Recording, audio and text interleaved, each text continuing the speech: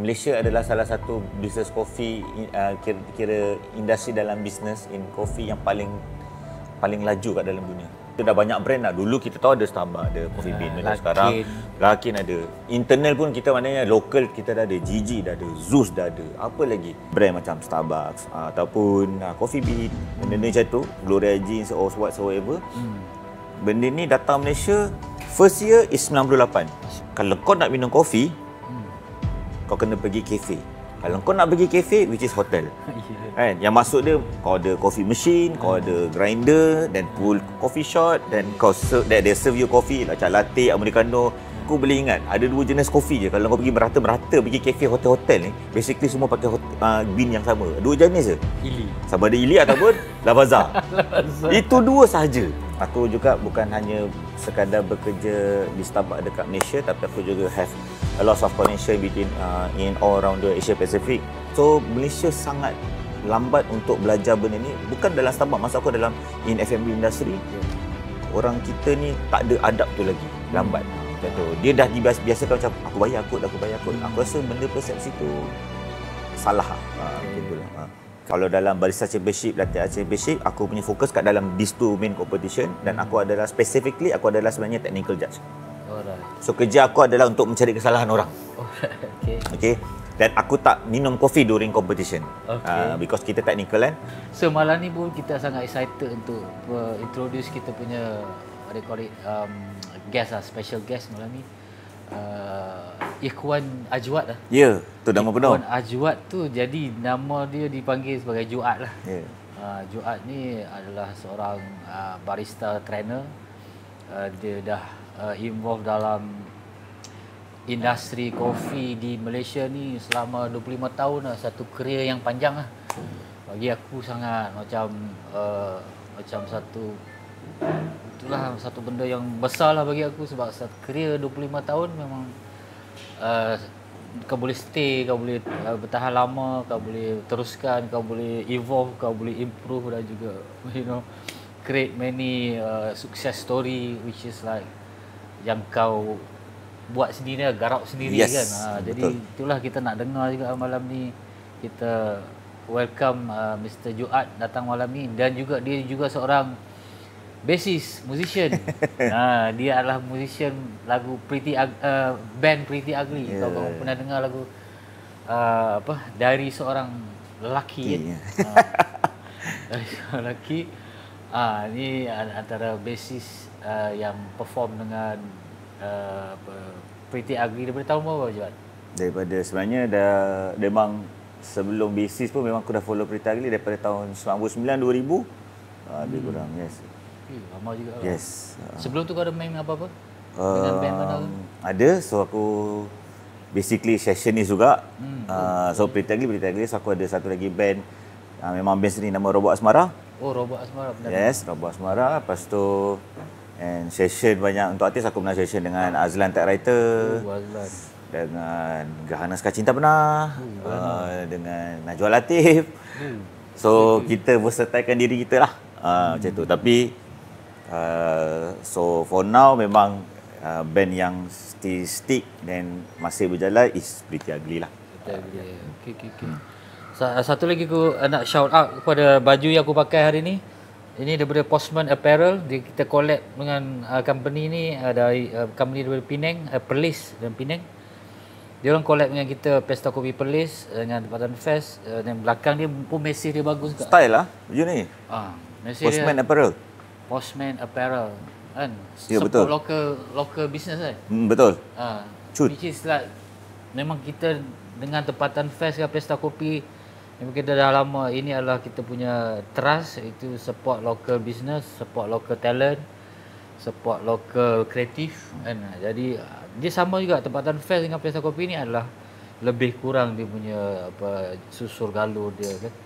Dia memang nak fokuskan kepada local punya benda lah kan, local punya essence.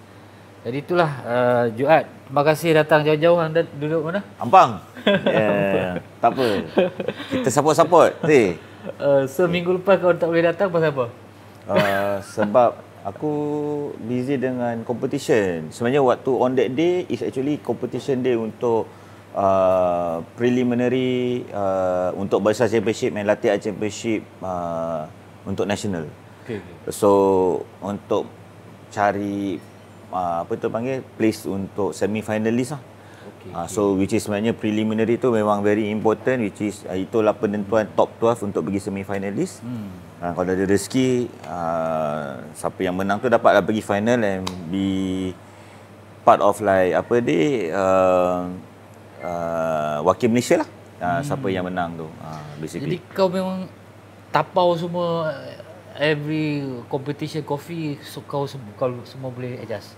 So far alhamdulillah aku dalam coffee industry ni kalau bab macam competition faham daripada segi dia punya mekanik, daripada segi dia punya kita panggil rules and regulation. So aku mempelajari lah benda-benda macam tu. Aku memang deep dive into competition and whatever soever yang macam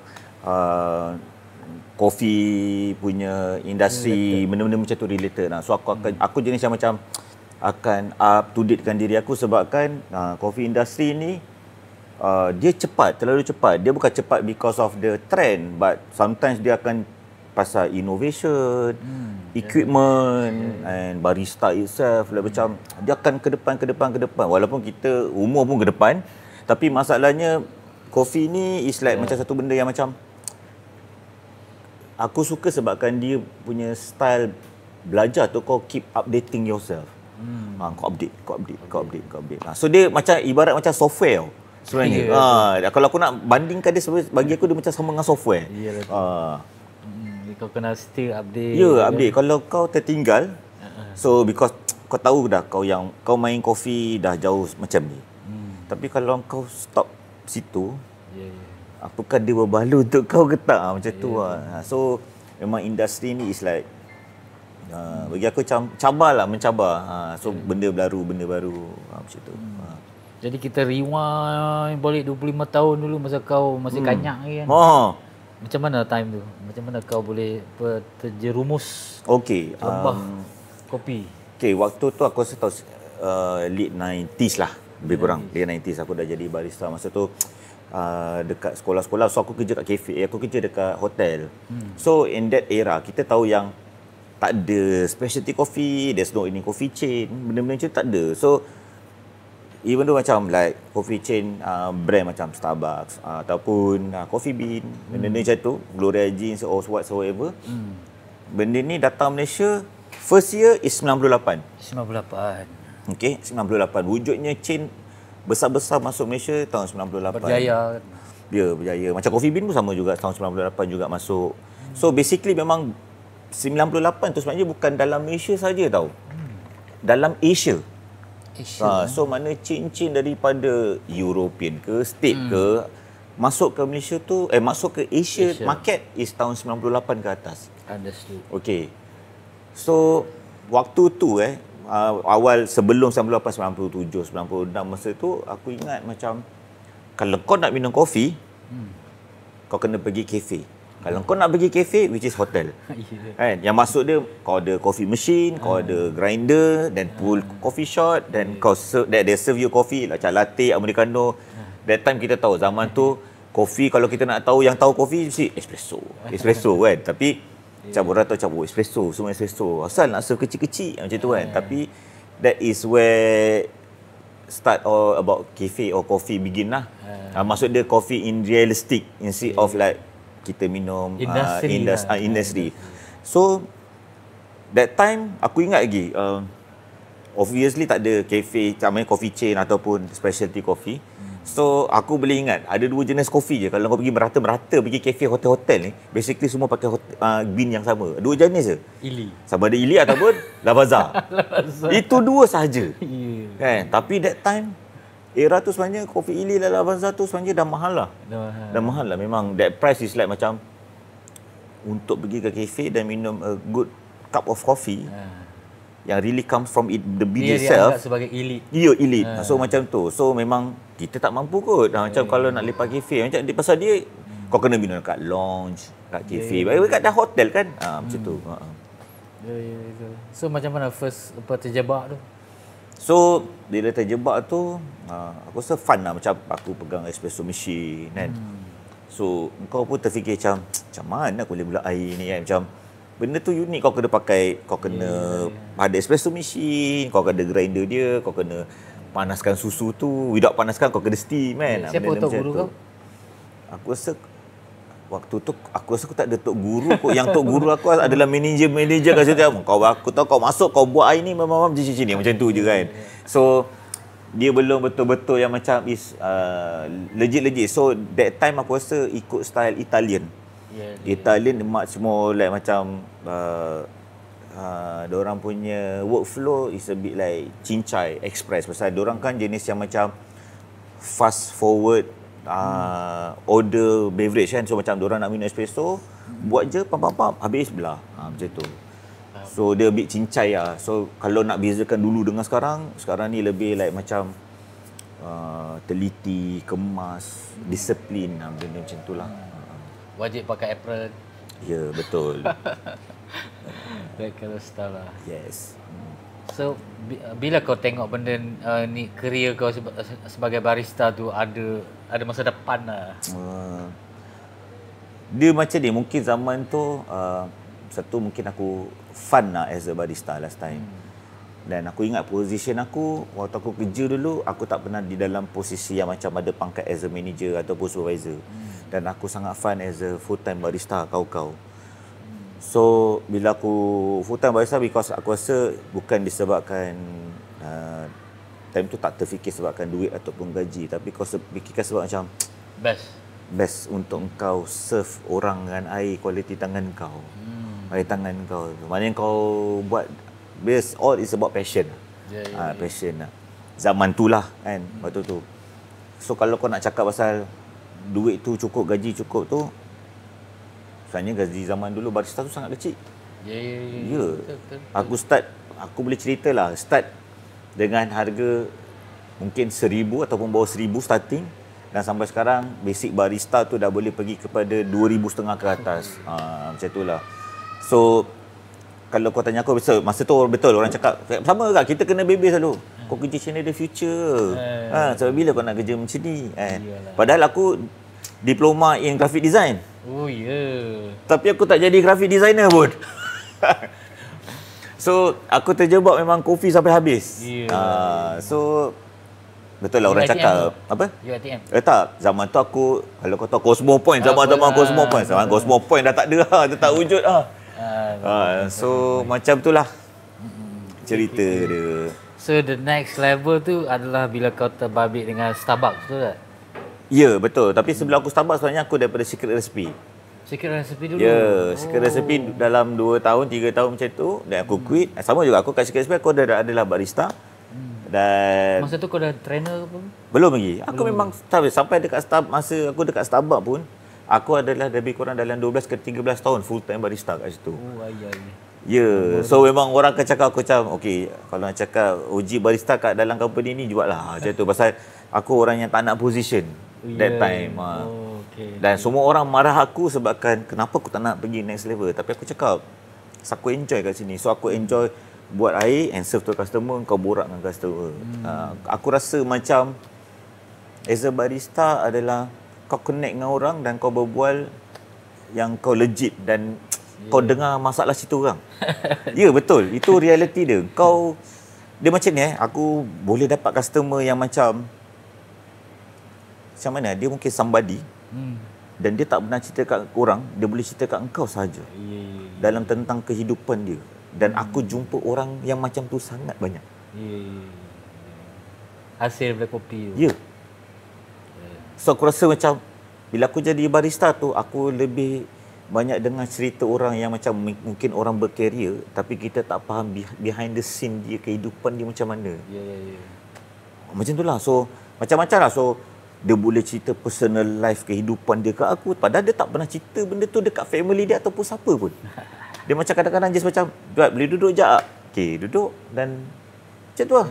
Macam aku macam menarik macam kau sebagai orang yang macam dia dipilih bukan untuk dia lepaskan masalah dia, tapi dia nak macam kau belajar sesuatu ataupun kau dengar rintihan dia lah. Macam tu lah. So, macam mana cerita pengalaman kau dengan Starbucks? Okey. Berapa tahun kau dengan Starbucks? Aku dengan Starbucks dah 20 tahun. 20 tahun bang. Alhamdulillah 20 tahun. 20 years. Dengan satu company, yes. Kalau tanya orang Starbucks kenal tak Joat? InsyaAllah dia Most kenal. likely dia kenal. So aku ada aku juga bukan hanya sekadar bekerja di Starbucks dekat Malaysia, tapi aku juga have a lot of connection between in all around the Asia Pacific. So basically untuk tolong others country punya macam into competition ataupun develop staff untuk pergi competition ataupun advice diorang apa yang perlu dia buat untuk competition, benda macam itulah. So itu salah satu tanggungjawab aku untuk the whole Asia Pacific lah. So dalam Malaysia ni basically aku as a trainer dan juga develop barista. So bawa budak-budak pergi competition and also coaching. Boleh kata all-rounder lah. Situlah. What do you think about the Starbucks punya success story? Macam mana dia boleh jadi gitu? Starbucks. Sebab kau dalam tu kan. Kau tengok macam mana cara kerja dia orang, culture dia orang. Okey. Sebenarnya apa benda yang aku boleh banggakan dalam company Starbucks ni is pertama sekali kalau kau tanya aku is disiplin. Disiplin. Dia. Itu paling penting sebenarnya. Tak tipu. Kau tanyalah mana-mana barista, especially yang datang daripada Starbucks. Tak kisah lelaki atau perempuan. Dia mesti ada harian rutin dia yang dia dah biasa ikut dan dia buat. Contoh dia, kalau dia kerja pagi je, confirm dia orang yang morning person dan sampai bila-bila sampai dia tu pun dia akan morning person. So dia dah faham rutin dia. Dan dia akan disiplin. Contoh dia ada benda kita panggil OCD kan. So macam ada air-air dia dah tak boleh, kat dapur dia nak bersih. So benda tu akan membawa diri dia. Itu benda yang mana kita panggil behind the scene inside the bar lah. Sebab bila kau pergi Starbucks, kau pernah tengok tak Starbucks kotor? Tak ada kan? Itu betul. Ya, macam kadang-kadang of course obviously ada macam table kadang ada sampah tak ambil benda, tapi benda tu is all about human error. Macam kadang kalau nak tanya Malaysia ni masih tak praktikkan benda self service tu, faham tak? Bila kita panggil self service tu. Yep. So sebenarnya Starbucks dah lama dah tekankan self service tu, tapi orang Malaysia ni akan fikir self service tu is okay, kau ada air, kau ambil air hujung, kau duduk. Tapi kalau negara luar self service tu which is everything. Yep. So kau ambil, kau order air kau ambil air kau duduk, kau clean up table kau, baru kau cabut. Betul tak? Betul. So Malaysia sangat lambat untuk belajar benda ni. Bukan dalam Starbucks, maksud aku dalam in F&B industry. Yep. Orang kita ni tak ada adab tu lagi, lambat. Macam tu. Dia dah dibiasakan macam aku bayar kot. Aku rasa benda persepsi tu salah lah. Macam tu lah. Kena perbetulkan lah. Jadi kepada anda semua, make sure lepas makan clear up your stuff on the table. Ya, betul. Kasih cuci. Kan, kasih cuci, kasih ni. Because it's a good culture. Kan, kita tak perlu nak waste kan. Tenaga kerja betul. orang. Benda ni kalau kau tak tipu, macam kita tahu ramai je sebenarnya orang Malaysia kita ni yang dah pergi negara luar, pergi negara macam-macam. And kita belajar, bila kita pergi negara luar, kita belajar adab orang. Tapi kalau kau tahu macam contoh dia, kita pergi Europe atau pergi mana-mana, dia akan bersihkan table dia sendiri. Pasal dia tahu kalau kita angkat kaki belah, orang table keliling tu akan marah kita. Kan? Benda tu memang legit. Macam, okey, kita belah dia akan saw, kau ni table kau sini kau tak nak kemas. Kan? Benda macam tu lah. Benda yang basic. Benda yang basic. Maknanya tak adalah dia suruh sampai mengelap table tu, tak adalah kan. Table tu kadang dah kotor, itu memang dah kerja kita lah. Tapi untuk sebagai as a customer, as a normal human being, aku rasa is no harm lah. Macam ambil tray tu, ambil ketan. Aku rasa McDonald pun dah start practice benda yang sama kat macam tu. Ayam penyet. KFC, kan. Semua dah start kan. So aku rasa on the way lah, benda ni on the way. Betul. Sikit-sikit lah. Ya. Baik. Terima kasih. Okey, saya nak ingatkan lagi bahawa macam Jumaat insya-Allah akan turun. Mesti turun. So kita akan try create some workshop there pasal business ke, pasal kopi dekat Pesta Kopi KL nanti. So tunggu kita punya announcement lah, pasal kita ada banyak space untuk macam chill-chill macam ni, jadi kita boleh discuss pasal business kopi ke. Pasal business is business, coffee is coffee. Betul. Betul. Betul. Jadi disiplin business adalah disiplin business, disiplin kopi adalah disiplin kopi. Jadi adakah kau ada rasa nak buka kedai kopi sendiri? Kalau Ataupun kau tak berani lagi macam mana? Okey. Sebab sekarang orang tengah gila nak buka kedai kopi sebab orang inspired. betul. Sebenarnya as a orang yang dah lama aku dalam industri kopi ni, kalau kau tanya aku nak buka kafe tu, is memang satu benda yang macam kau punya dream come true lah kalau kau ada kafe sendiri. Tapi is banyak faktor yang kita kena fikir. Contoh dia pasal kos, modal, maintenance, macam tu. Pasal kadang orang rasa macam orang yang really into coffee, into TS ni, yang macam betul-betul gila coffee, dia tak rasa bila kita cakap, kau tahu tak harga mesin berapa? Berapa satu? Kau agak-agak berapa? 3-4 ribu kot. Padahal sama harga Myvi, sama satu harga Honda. Dan bila cakap macam tu, takkan mahal sangat. So, bila aku kena explain benda macam tu, macam berorang faham. So, aku cakap, benda tu, dia mesin betul. Tapi dalam dia ada engine. So kita tak cakap dia mesin semata-mata mesin. So aku selalu, aku punya persepsi aku akan cakap, yes, it's a machine, but inside that machine there's an engine. So macam dia sama je macam kau bawa Ferrari, so barista yang drive dia kan. Macam itulah. So dalam banyak-banyak mesin yang pernah kau handle kan sepanjang 25 tahun ni, mesin apa yang kau rasa paling best, dia punya segala segi lah, sebagai brand Kalau kau tanya aku brand, ada satu lah tu, kalau dapat tu aku rasa itu kira macam aku punya duit pencen tu, beli mesin tu lah kot. Slayer kot nama dia. EPF. Oh itu pun juga. Tapi kalau kau tanya aku Moto Slayer. Dengan design dengan nama kau dah tahu lah Slayer kan. So dia memang Slayer lah. Aku doakan kau dapat. Amin. So dia macam band Slayer, ni aku ada mesin Slayer. Design pun cantik kan. Ya. Si apa, roasting pakai Slayer lah, roasting. Ya betul. Dia macam siapa ada Slayer tu, kalau dia tak kat kafe semua. Paling murah Slayer tu berapa? Tak ingat. Slayer tu aku rasa yang standard kalau kafe pakai pun aku semua atas 100. At least kau ada sejuta lah. Untuk betul. Untuk sekarang kafe memang setting dia lebih kurang dalam macam tu lah, lebih kurang dalam bajet 1 million below tu dah okey dah sebenarnya. Tapi tengok atas setup lah sebenarnya. Atas setup. Because yang mahal dia sebenarnya equipment lah. Itu saja. Dalam cafe industry ni yang mahal dia equipment and maintenance. Macam tu lah. Macam sama je kalau kita pakai kereta kena servis. So benda yang sama juga. Alright. Okay, ini khas untuk kau promo kau punya servis. Kau kena cerita ke orang apa yang kau boleh servis, siapa yang tengok ni lah. Okay. Apa kau punya cari makan lah, cari makan. Okay, jual diri sendiri lah. So cari makan dia macam ni lah. So macam yes, aku pun bekerja dengan company juga. So tapi it's no harm, like misal kata apa ni, kalau tiba mana tahu ada orang yang datang kerja Starbucks, boleh datang kerja Starbucks untuk belajar and everything.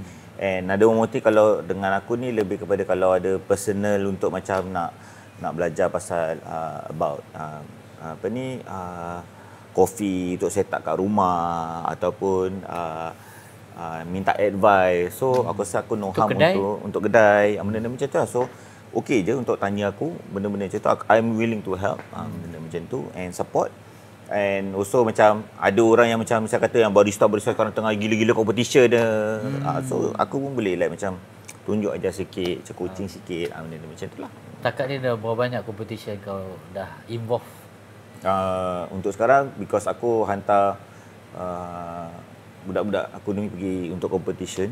So basically semua ada brewers, ada latte art, ada barista. Dan hari tu baru lepas preliminary round, so aku punya barista 2 orang masuk semi final 2-2.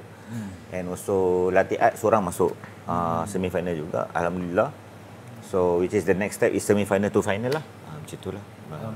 So cuba boleh ceritakan sikit pasal kau punya trip to Dubai tu. Macam mana kau apa yang kau nak dapatkan kat sana tu? Okay, so basically aku akan cerita awal dia macam mana lah. Okay.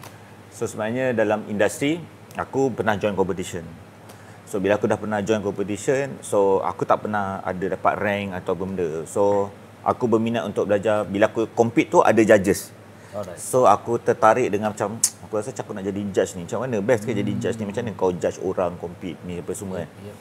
So specifically tahun 2018, 2019 aku dah start involved dengan judging.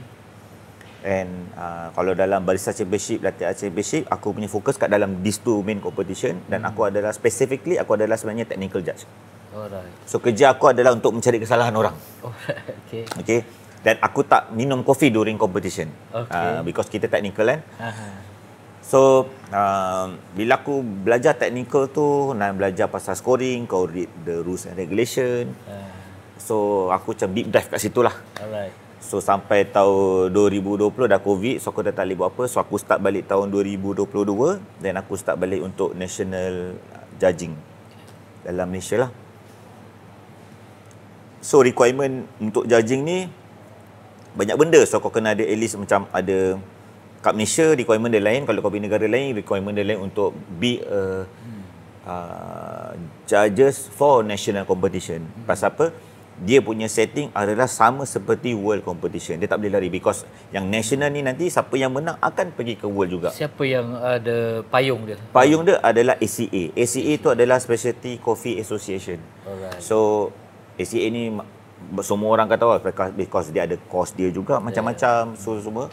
So yang pegangkan that competition sanction ni pun adalah badan daripada diorang jugalah.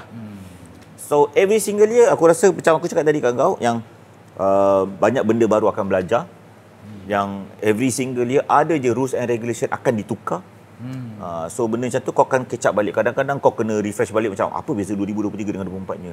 Apa beza 2024-nya dengan 2025. So dia banyak sikit pun at least 1% tu mesti akan tertukar. Cuma kita dengan mata kasar, dengan mata halus nak tengok balik ke tak? Tu je. Tapi mesti akan tukar. Tapi selalunya dia apa tukar kat mana-mana dia akan ada satu lagi indeks yang akan bagi tahulah. So untuk senanglah kita nak cari. So daripada tahun 2022 aku start judging dan aku rasa macam sebenarnya judging ni keras hidup dia keras pasal bukan sebenarnya kau untuk cari mistik orang tapi kau membuatkan barista tu untuk lebih disiplin pasal cleanliness kat dalam bar, atas bar. Benda macam itulah. Ataupun dengan wastage dia, dengan cleanliness pitcher, semua benda-benda lah. Dan aku tertarik benda tu sampai 2023 aku tak boleh judge because some of the rules and regulation dah bertukar. So which is kalau aku ada orang daripada aku sendiri ataupun tim aku sendiri yang masuk competition dan aku tidak dibenarkan langsung untuk menjadi judge sepanjang competition tu. Tahun-tahun sebelumnya kita boleh kita panggil kita declare. So macam misal kata aku train kau, so maknanya aku akan declare kat orang say je aku tak boleh tu pasal dia budak aku. So macam tu lah. So kita akan ada declare letter yang which is aku tak boleh judge kau lah. So that is happen on 2023. 2024. Aku tak boleh tu. 2024 aku masih judging. So aku decide this year. So setahun aku tak judging, so aku rasa aku dah macam jadi tak betul lah. Aku rasa macam aku dah tak calibrate. So starting early January hari tu aku dah start kena pergi keluar lah. So aku tak boleh judge dekat dalam Malaysia. So first step aku pergi ke Jakarta. So dia orang punya Indonesian Barista National Championship. So aku pergi kat sana dan aku judge. Dan after that aku decide macam dia orang dah start buka untuk World Judge Certification. Masa tu open dekat Dubai. So aku memang short term punya decision aku macam aku suka nak pergi je lah kot. Masuk bag, ciao. Seminggu selepas Jakarta tu. So aku decide macam aku cakap dekat team aku cakap aku nak pergi sana untuk ambil apa ni? Certification. So aku macam aku nak cuba. Very heavy lah. Sangat heavy because kita kan selalunya dalam judging ni macam mana pun kita panggil masa kita nak deliberation dengan semua judges is always to have rules and regulation punya buku tu kat atas. Because kadang kita refer balik. Kita tak boleh main hentam ni macam dia buat macam ni rutin dia salah ke betul ni. So kita dah confuse kat situ kena buka lah jawapan dia mana reference. Tapi bila kau go to the World Certification, kau tak ada reference apa pun. Yang hanya kat tangan kau adalah sekeping kertas kau punya judging tu saja. So maknanya ada, of course dia ada barista, mock-up barista yang akan run macam competition dan kau evaluate. Dan kat situ ada world rep yang akan tengokkan keadaan kau. World rep tu maksud dia world representative judge. So dia akan tengok macam mana cara kau judging, betul tak betul, komen kau betul ke tak. Benda macam tu. There's a lot of like Q&A. Sebelum kita gerak ke Dubai tu, aku kena ambil 2 kali exam online juga. So passing mark dia ada yang 70%, ada yang 85%. Macam itulah. So kau kena pass tu. Dan lepas kau, dia bukan pass, kau kena ambil exam tu 2. Lepas tu kau tak tahu dia pass ke tak pass, kau pergi Dubai, balik daripada Dubai tu baru kau tahu kau lepas yang 2 ni dengan kau punya tu ke tak. Kadang-kadang kau punya evaluation tu pass, tapi exam kau tak lepas pun fail. So dia nak kena semua tu align lah, maknanya semua tapi tu dia pass. berbaloi lah. Kalau kau tanya aku, sangat berbaloi because Alhamdulillah aku pass dan aku been certified as a world judge for tahun ni, tahun depan dan tahun 2027 lah. So dia adalah license tiket kau untuk 3 tahun untuk pergi world stage lah. Okay. Dan insyaAllah kalau tak ada apa-apa, tahun ni aku akan pergi ke Milan untuk judging. Untuk World Barista Championship. Boleh je. Ya. So hati Milan ni macam besar sikit kot. Dia macam Milan ni macam Mecca kopi lah. Ya, betul. Pasal every single year tempat-tempat competition ni berbeza-beza. Untuk world stage dia terjadinya bila lepas Covid. Dulu macam contoh dia Barista Championship, Latihan Championship, Brewers Cup, semua apa saja competition akan datang satu tempat. Tapi selepas Covid tu dia dah start berpecah. Contoh dia Barista Championship saja, ada yang latih art tiba-tiba dengan Brewers. So dia dah berpesar sanction dia pasal dia nak luaskan lah. Dan untuk daripada 2 tahun lepas ACA decide kena ada competition dekat dalam Asia. Maknanya ada host dekat Asia. Dulu tak ada host dekat Asia, semuanya main kat Europe ataupun dekat US. Dan sekarang ni diorang dah ada officially dah bagi tahu, which is diorang ada kita panggil WOC. WOC tu World of Coffee dalam Asia. Macam tu. Dahsyat lah. Sampai ke world judge punya ni. So yang baru-baru ni yang aku jumpa kau kat ICBS tu, kau is the judge lah. Ya, betul, aku judge juga. So apa kriteria untuk the winner tu untuk menang? Basic untuk layman, untuk orang biasa faham lah. Basically apa yang kita buat dalam harian kehidupan kita dalam barista, basically benda tu cuma kita kena tahu rutin and cleanliness. Ya, itu paling penting lah, rutin, cleanliness kau dan juga kopi yang kau bawa. Tadi kau cakap yang kopi yang dia bawa kadang-kadang harga dia sampai mahal. Betul. Selalunya bila comes to competition, that is the game of competition lah kita panggil. So masing-masing akan cari kopi yang rare, yang sangat eksotik ataupun kopi yang itu depend pada pilihan dia macam tu. Sebenarnya competition untuk kopi ni sebenarnya sih orang banyak tak tahu, dia macam sukan. Macam sukan sama. So maknanya kau ada team kau ada team dan kau ada coach. Alright. So benda yang sama sebenarnya. Dia macam ni lah. Macam kau tahu macam F1 sama kan. F1 tu walaupun is racing tapi benda tu sport kan.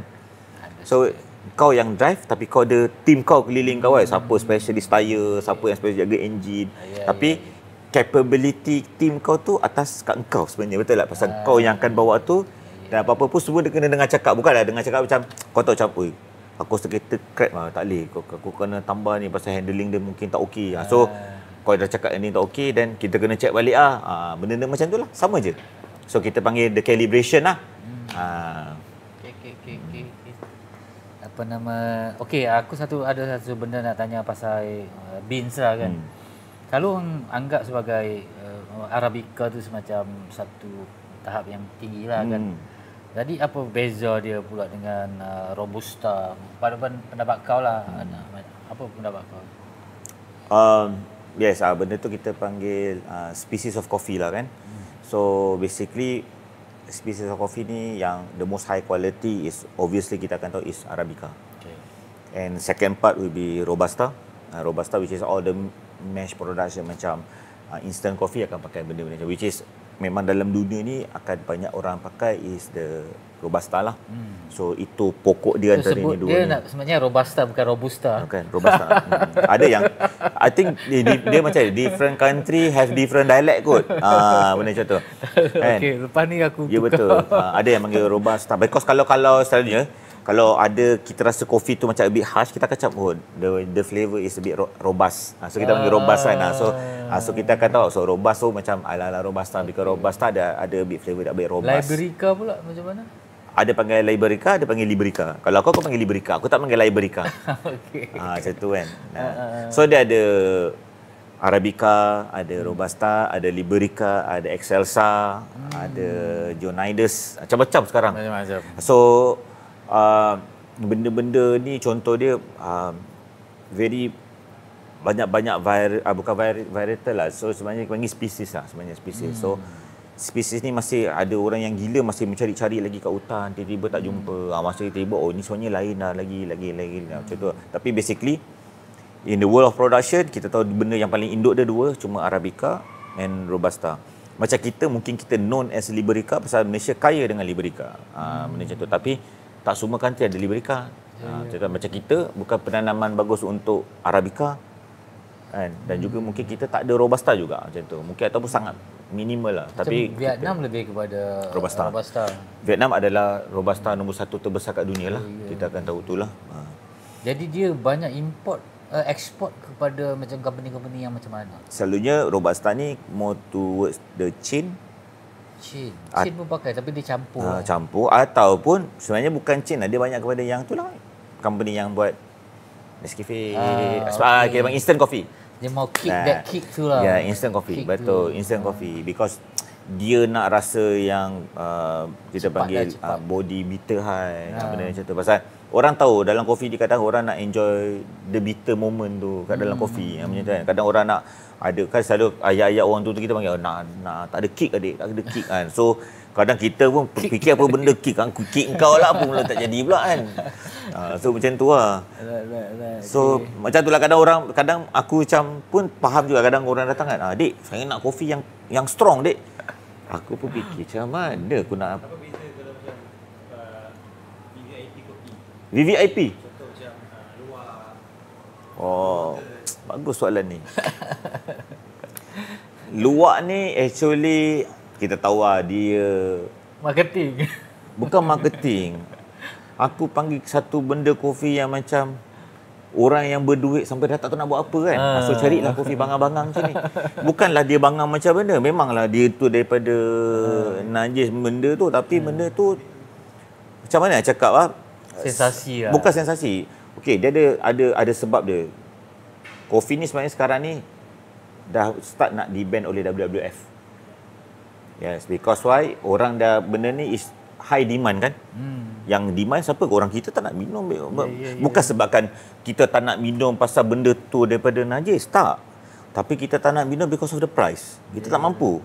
Kan? Tapi kalau kau tanya aku, what is the nutrition of datang daripada keluar najis tu, apa benda dapat tu dah proses, aku rasa tak ada apa-apa pun yang membezakan dia. Cuma cara jalan dia keluar tu beza proses dia lah kan. Daripada aku proses elok, aku boleh buat proses macam-macam, ni proses dia daripada kat dalam tu keluar balik. Macam tu lah. Tapi dia dah di on the way nak sebenarnya dah kena ban aku sebenarnya daripada WWF sebabkan orang dah start benda dah sebenarnya dia musang pandan dah. Kan betul tak? Keluar ni musang pandan. So maknanya dia dah start bela musang pandan dan dia cage dan dia campak kopi dan paksa makan. Dan dia adalah benda binatang yang dia wild kan. Musang pandan ni wild kalau dia dalam hutan. So bila kat situ ada penanaman kopi, macam ni lah saya logik dia lah. Kita makan buah mangga mesti nak merah, mesti nak kuning atau dah masak. Kan? Kau ambil dia yang seksa lah. So kita tak makan buah yang mentah ataupun buah yang belum lagi ranum kan, betul tak? So sama juga binatang. So dia akan cari yang benda yang masak lah, benda yang manis. Kan? So that is datang quality yang good daripada kopi tu, because why dia memilih. Tapi bila benda tu dah di cage dan dia letak kopi tu macam tu sampai dia paksa makan, Tak patut lah. tak patut lah. Benda tu pun agaknya dia pernah ada satu time viral dulu yang sumbat benda tu untuk musang pandan ni makan lah. Dan sebenarnya sebelumnya terjadinya luwak ni, dia ada satu lagi, dia macam luwak tapi sebenarnya daripada gajah. Itu paling mahal lah sekarang. Itu sebenarnya asal dia dulu baru pergi keluar. Daripada gajah tu, aku dah lupa dah nama dia apa. Gajah. So itu memang orang lagi kayangan lah. Atau aku cakap berapa mahal? Itu aku tak tahulah berapa puluh ribu ke berapa ribu ke, aku tak tahulah. Apa gila dia orang nak minum kopi macam tu, aku tak faham. Kan? Tapi beside yang kopi-kopi yang begitu, kau pernah tengok kopi yang paling mahal kau pernah tengok kat mana? Kopi apa? Sekarang kita panggil trend lah, bukan trend lah, antara tanah yang terbaik untuk kopi ataupun yang kopi yang macam kita panggil micro lot ataupun kopi-kopi yang macam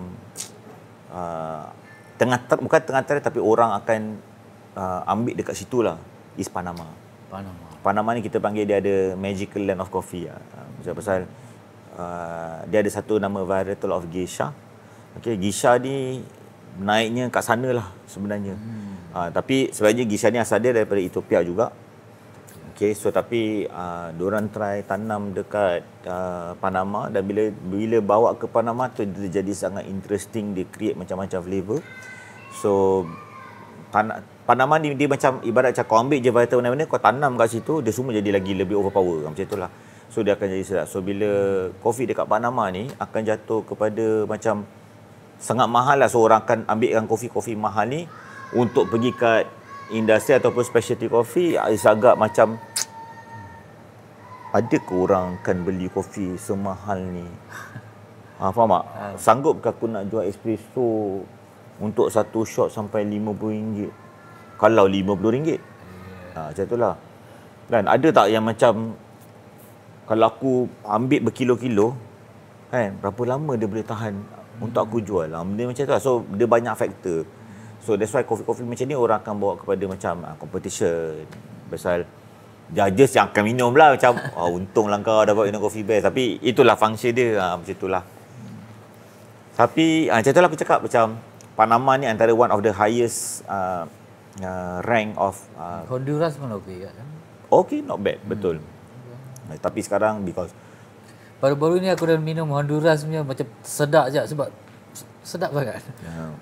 Aku tak boleh explain tapi macam tersedap. Uish, besar sedap sangat. Macam tu lah dia kind of stuff. Tapi memang mahal lah. Ya, betul. Mahal. Kau cakap pasal Blue Mountain tadi kan? Blue Mountain ni sebab ada history sebenarnya. Blue Mountain memang antara yang paling termahal lah. So history pasal Blue Mountain adalah pasal dia ditanam dekat Blue Mountain, which is a single island yang tak ada langsung transportation kat bawah, mana kapal kena datang ambil baru lah. So yang gila Blue Mountain ni adalah orang Jepun sebenarnya, Japan. So Japan gila, dia dah memang set tadi pada tahun 60-an kot ataupun 60-an 70-an lah, macam tu. So dia dah memang jenis yang macam tanah tu semua aku beli. Dia macam tu. Maknanya lot tu aku akan ambil. So sejarah Blue Mountain is like macam every single year, every single crop dia dah ada listed dah. Kau orang pertama, kau orang kedua, orang ketiga, company keempat, company kelima yang akan queue untuk ambil benda tu. Ya, kan dia dah dalam barrel lah benda kan. So apa interesting dia, kau tanya aku, mungkin dia tak ada interesting apa sangat pun, tapi maybe is orang yang dah biasa suka minum Jamaica Blue Mountain. Asal dia memang Jamaica lah. Memang Jamaica lah. Dan orang Jamaica sendiri pun tak tahu kenapa lah. Pasal lagi satu, sebabkan faktor-faktor mahal macam aku cakap lah, transportation tak ada. Dan dia punya climate dia sangat tinggi. Mencecah sehingga aku rasa 2,500 ke atas. So untuk human duduk atas gunung yang sangat dah tinggi is bagus untuk kopi. Untuk kopi sangat bagus. Tapi untuk human tak bagus. Kita less oksigen. Ya. So orang yang dah biasa pergi sana tu yang nak panjat tu lah, maknanya gaji labor dia dengan aku nak pergi naik gunung sampai 3,000 meter atas. Nak kena kutip, nak turun bawah pula, nak tunggu kapal datang. Aku ngaku sekali nak naik kapal tu nak gerak kan. So macam tu lah. So sejarah Blue Mountain tu. Dia ada peminat dia sendirilah kot. Blue Mountain ni ada orang yang peminat dia sendiri yang suka. Macam aku cakap lah, every single year, tak silap aku, dalam 70%, 60% crop dia akan semua pergi Jepun setiap tahun. So balance tu saja untuk satu dunia yang lain. Macam tu lah. Itulah. Aku nak minta kau cakap sesuatu tentang ni lah, pasal career, tentang barista kan. Kalau ada budak-budak muda yang baru nak start sekarang ni, apa yang diorang perlu lihat as a career sebagai barista kan? Okey, untuk yang siapa baru berkarier untuk jadi seorang barista, dan aku rasa aku just nak bagi tahu macam sebenarnya don't underestimate be a barista ni untuk kerja sementara. Banyak orang daripada zaman dulu kita tahu habis sekolah je, kedai kafe, kerja hotel, jadi barista. Ataupun sekarang is a trend, jadi barista, after that berhenti, sambung belajar, graduate dan tak sambung benda tu. Dan sebenarnya bagi aku benda tu adalah salah, kerana aku rasa barista ni adalah salah satu benda yang sangat berkarier. Mungkin faktor utama dia sebabkan kita dalam Asia, dia bukan sebabkan barista lah, I mean F&B line. Because aku faham kenapa gaji tu macam ada orang cakap gaji rendah, tapi sebenarnya sekarang tak, gaji barista dah high demand dah. So dulu mungkin rendah because dia punya dia sebabkan rendah sebabkan turnover dia tinggi.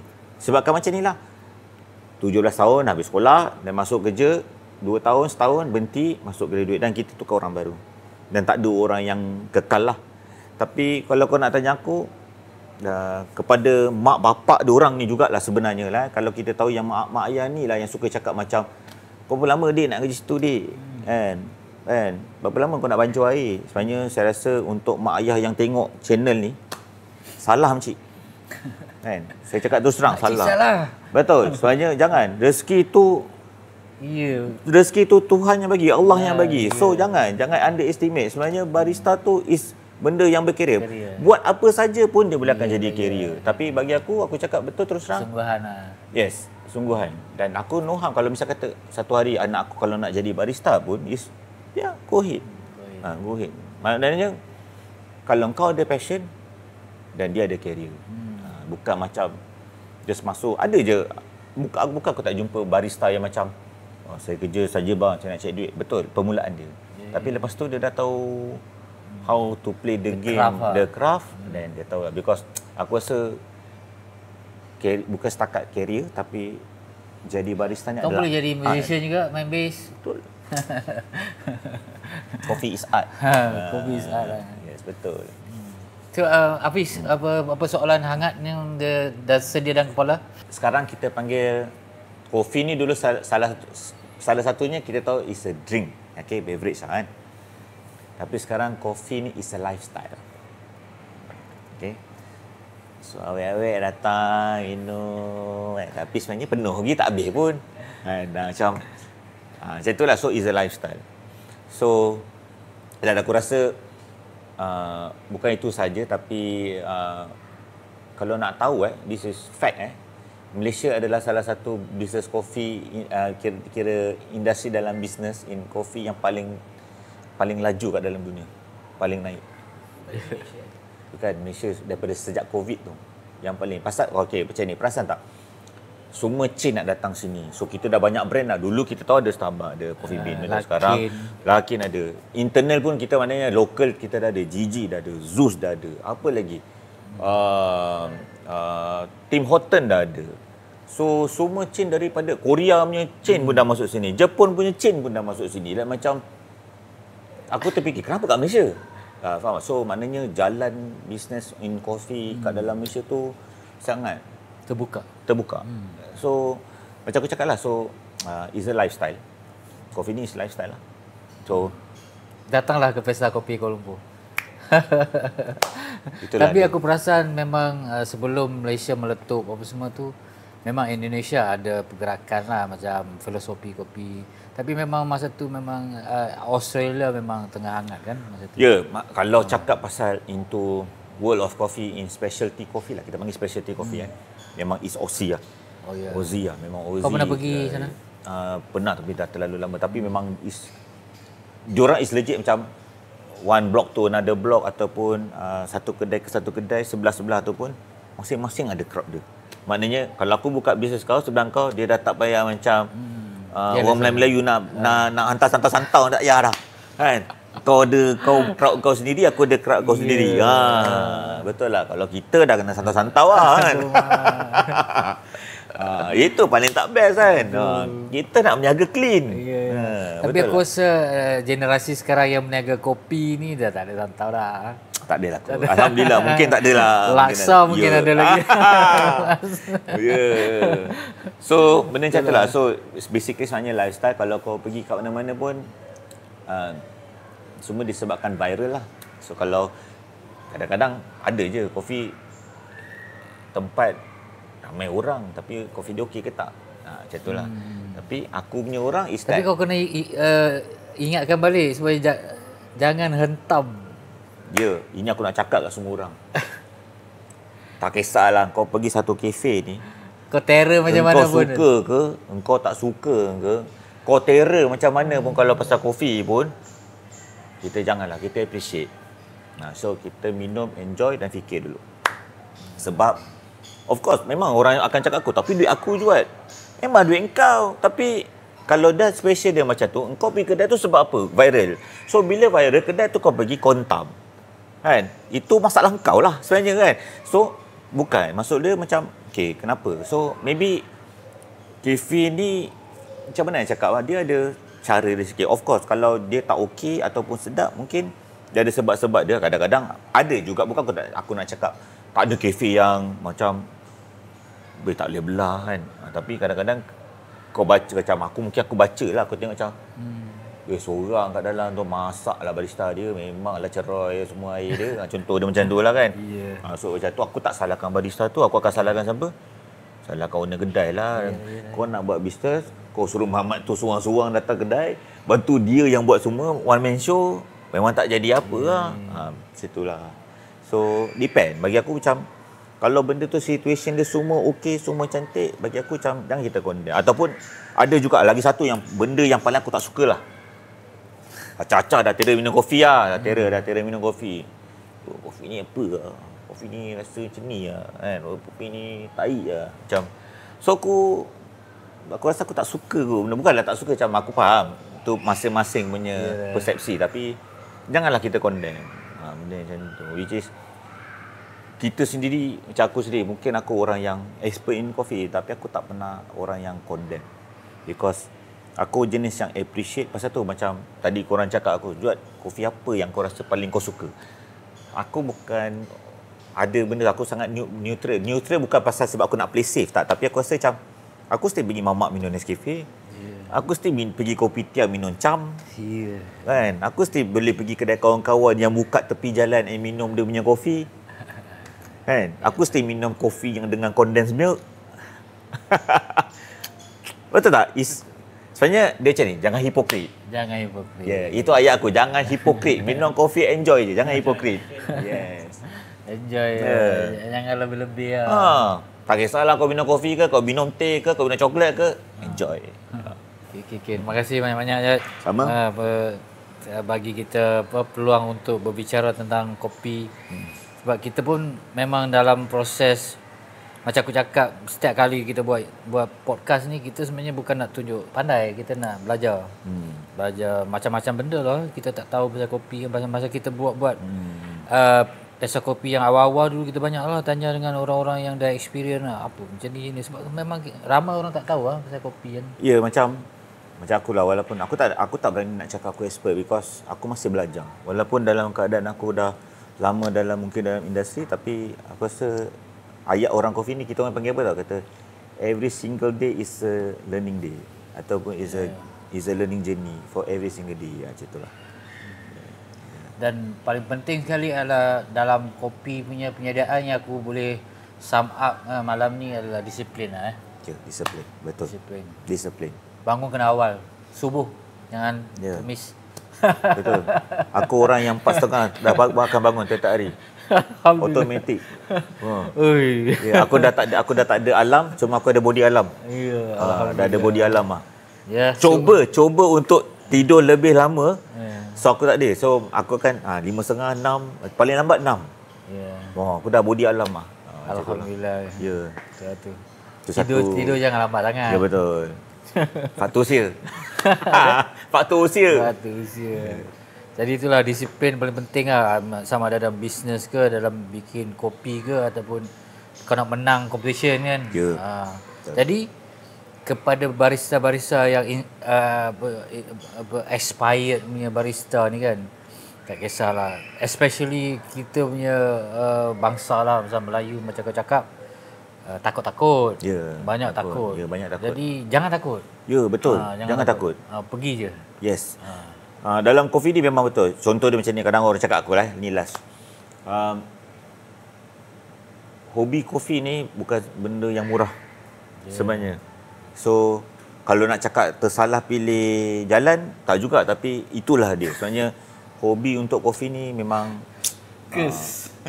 memang mahal lah sebenarnya. Macam itulah. Tapi kalau minat mesti ada jalan. Kan? Itu je lah. Sama kat main muzik saya, betul tak? Betul. Bukan benda murah kan, industri. Kau punya bass apa pakai? Aku pakai Fender. Fender? Memang ada jazz bass lah. Jazz bass, tapi tahun 84. So kau dah tahu lah. Tapi kayak macam muzik kau ni memang untuk hobi kan? Tak juga. Aku passion in music. Aku still passion in coffee. So aku rasa dua-dua tu income aku lah. Maknanya macam aku rasa aku tak pernah mancing? Macam tak ada. Mancing tak. Mancing bukan aku. Aku rasa kalau aku kalau ikut orang mancing, kau mancing, aku grind kopi. Tapi kalau macam budak-budak suka macam pour over ni, boleh kau bagi insight sikit lah pasal benda tu. Sebab aku sendiri pun tak pergi ke situ lagi. Brewing masuk kau, brewing, manual brew. Manual brew tu apakah dia punya specialty, apa yang dia orang nak cari? Apakah macam itulah what's the secret behind it lah, because tak ramai nanya. Faham. Macam betul lah. Sama je in coffee business ataupun in this coffee industry, akan banyaknya orang akan minum espresso base lah. Maknanya espresso base tu mana minum latte, mocha tu espresso base lah. Tapi untuk brew enjoy black coffee ni belum lagi di trend lah. Tapi orang dah start sekarang pandai nak minum black coffee yang benda macam tu, which is more healthy way pasal tak ada gula. So kau really appreciate the flavour of the coffee itself, benda macam tu. Tapi aku cakap okay, manual brew ni dalam competition pun sama gak. Tapi beza dia sangat detail tentang apa kau nak achieve dalam flavor kau. So kau kena ada 3 benda evaluation yang kau kena buat, daripada hot attribute, warm attribute, cold attribute. So warm rasa dia macam mana, dia dah cold tukar rasa dia, warm dah rasa macam mana, nanti bila dah cold rasa dia macam mana. So macam tu. So yang dia punya judges pula akan non-stop minum kopi lah. So dia kena minum 3 kali kan. Bukan 3 kali, mana okay, panas kena tunggu jap, tunggu dia warm, minum lagi. Minum lagi, tunggu sampai dia cold, minum lagi. Macam tu lah. Jadi aku teringat kat Perlis kita ada buat brewing competition. Betul. Aku ada sembang dengan one of the brewer. Aku cakap, boleh tak gula? Dia, kau tak biasa minum? Dia pandang aku macam ya. Maknanya kau tak biasa minum ada black, tak ada gula lah. Okay. Sorry lah, maafkan khilafan aku. Okay. Dia mungkin agak offended juga lah kan, But pasal dia competition Okay. So dia memang macam tu. Sebenarnya itulah reality dia. Kau minum kopi tanpa gula. Rasa kan, taste bar. Ya, betul. Kita nak kena faham uniqueness dalam kopi yang black macam tu. Ada yang rasa watermelon, ada rasa strawberry, ada rasa orange, macam benda ni. Tapi kadang orang macam, apa gila abang ni minum kopi rasa strawberry, aku minum kopi je. Contoh dia macam tu kan. Tapi sebenarnya tak, dia bukanlah, kadang orang rasa macam Mamat ni imagination dia gila babi tinggi kan. Macam mana dia boleh dapat strawberry dalam kopi black kan. Tapi sebenarnya tak, memang dia ada that profiling macam tu lah. Atau macam baru ni aku try macam ICBS punya Glitch punya Glitch, coffee. They are very big names lah in the Japan. the world punya Betul. coffee kan. And then lepas tu dia orang buat dekat Jakarta kan. So orang sampai beratur kan. Ya betul. Glitch tu memang harga kopi dia bukan murah sih. Mahal. Tapi yalah, orang yang tahu kopi appreciate akan macam aku cakap lah. Kopi ni is bukan satu hobi yang Iyalah. tapi minat lah macam tu lah. Untuk set up buat kopi dekat rumah, benda ni question ni best pasal dia terjadinya ada set up kopi dekat rumah dan ada home cafe sebabkan COVID. Lepas tu orang dah start beli coffee machine dekat Shopee, dekat mana-mana platform apa ni lah kan, online ni. So yes, basically zaman dulu saya kopi semua kita tahu Itali. Sekarang ni which is senang dah boleh beli macam from China and so on. So basically ada murah ada mahal. Kalau kau tanya aku untuk setup murah yang biasa-biasa dah boleh pakai untuk sendiri minum, tak payah nak ikut trend sangat nak beli yang high end, dalam rasanya bawah 3,000 dah boleh dapat dah. Ataupun nak betul-betul yang macam very low range budget, dalam maybe bawah 1,500 dah boleh dapat dah boleh buat. Gemilai. Tapi tak juga sebenarnya, ada je yang lebih bawah benda Gemilai pun banyak. Cuma beza dia untuk yang home barista yang bukan betul yang ataupun nak belajar, okey je, tak ada masalah benda macam tu. Tapi orang yang dah jadi barista yang dalam kafe, bila dia nak cuba set up dekat rumah macam mana dekat kafe, dia confirm akan komplain. Contoh dia kata, "Bang, saya steam susu bang, lembab bang." Dia kata, pasal apa? Dia dah biasa, dia macam ni. Aku punya alasan dekat apa ni, jawapan aku dia macam ni. Aku cakap, kau pergi kerja, kan?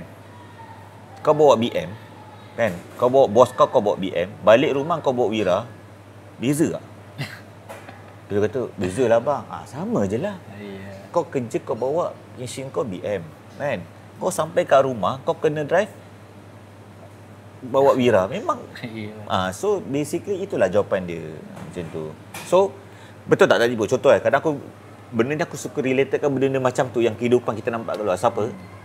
Driver bawa BM, sebenarnya driver jugalah akan bawa juga BM balik rumah. Walaupun orang cakap dia driver je weh, mana dia cekau dia, tapi tak, pasal dia dah tahu dia drive benda macam tu, macam mana sedap tu pun dia dah tak kisah.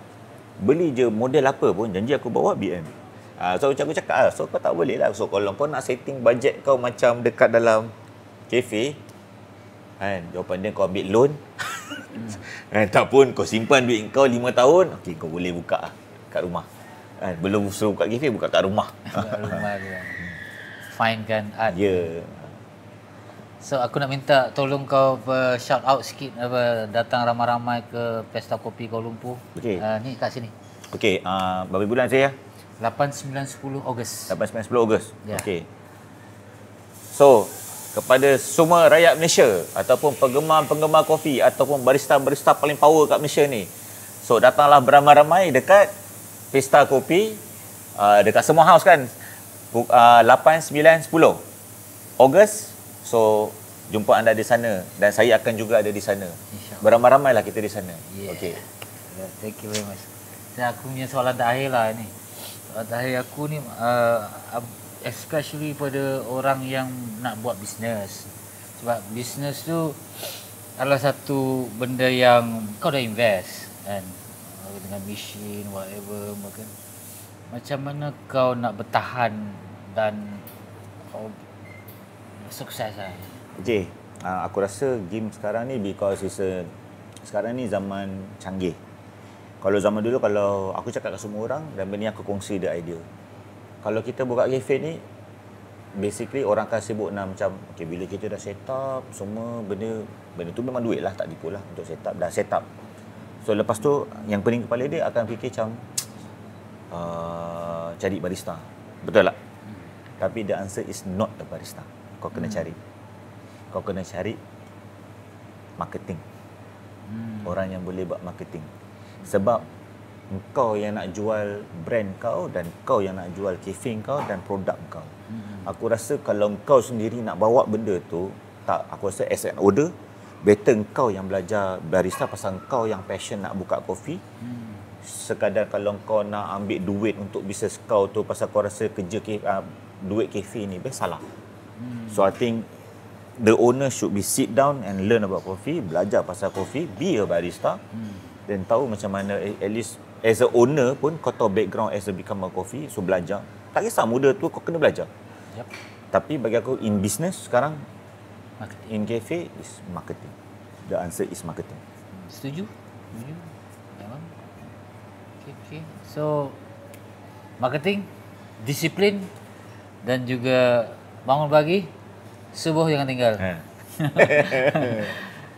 Itulah, terima kasih banyak-banyak Joad. Terima kasih, Seh. Terima kasih. Thank you very Thank much. you. Thank you datang jauh-jauh kan, So kita nak shout out, datanglah ke Pesta Kopi Kuala Lumpur 8, 9, 10 Ogos. Memang banyak benda yang kita akan offer kat sana. Memang kali ni memang lain macam. Kita boleh cakap awal-awal. Yeah. Memang konten-konten dia memang hype. Bukan sekarang ni kan ada macam orang DJ dengan rave dengan kopi kan. Ya, betul. Gila weh. Benda tu dah memang kita dah buat. Kita dah ada tapi kita tak boleh lebih-lebih jadi kita just like macam Ada limit dia kan? Ada limit dia kan? Chill je.